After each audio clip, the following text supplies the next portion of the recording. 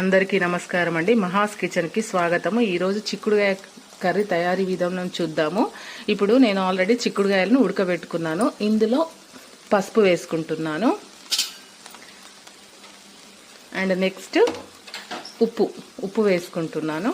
మనకు టేస్ట్కి సరిపడే అంత మనం ఎంతనైతే తింటామో అంత సాల్ట్ వేసుకుంటామండి. అదేవిధంగా ఇందులో కారం వేయకూడదండి. పచ్చిమిర్చి చాలా టేస్టీగా ఉంటుంది. చిక్కుడుగాయకు స్పెషల్ అంటే పచ్చిమిర్చి, కొత్తిమీర. నేను అన్నీ ఆల్రెడీ రెడీ చేసుకొని పెట్టుకున్నానండి ఇక్కడ.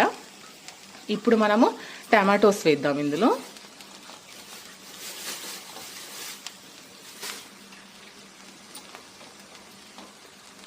ఇవన్నీ వేసుకున్న తర్వాత మనము మూత పెట్టేసుకోవాలి. ఎందుకంటే చిక్కుడుగాయ ఆల్రెడీ ఉడికింది. ఇప్పుడు టమాటా ఉడకాలి. టమాటా ఉడికిన తర్వాత మళ్ళీ చూద్దాం. చూడండి, ఇప్పుడు ఒక 10 మినిట్స్ తర్వాత మనము చూద్దాము. టమాటా ఉడికింది ఆల్రెడీ. ఇందులో మనము ఉప్పు, కారం, టమాటా 3 వేసుకున్నామండి. ఇప్పుడు మనము దీన్ని పోపు పెట్టుకుందాం. చూడండి, నేను ఇందులో సరిపడేంత నూనె వేసుకున్నాను. నూనె వేసుకున్న తర్వాత ఇప్పుడు ఇందులో మనము కొన్ని ఆవాలు వేసుకుంటామండి.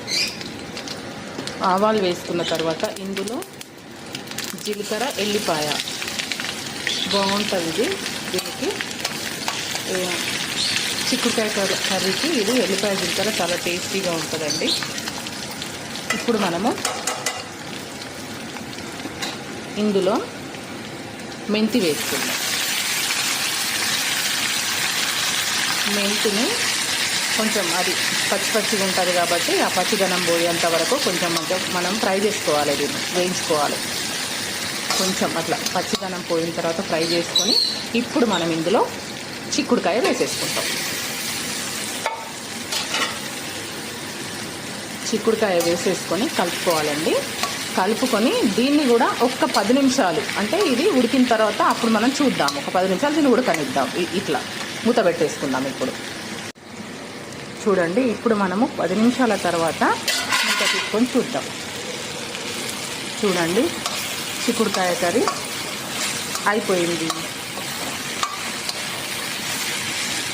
ఇప్పుడు దీంట్లో మనము కొంచెం కొత్తిమీర వేసుకోవాలి. కొత్తిమీర వేసుకొని కొంచెం కలుపుకోవాలి. కలుపుకొని దీన్ని ఒక 10 నిమిషాలు అవసరం లేదండి, అయిపోయినట్టే కర్రీ. ఇప్పుడు మనం తినేయడమే, రెడీ. ఇంకా చూడండి, టేస్టీ చిక్కుడుకాయ కర్రీ చూడండి. ఈ రకంగా ట్రై చేసి చూడండి. చాలా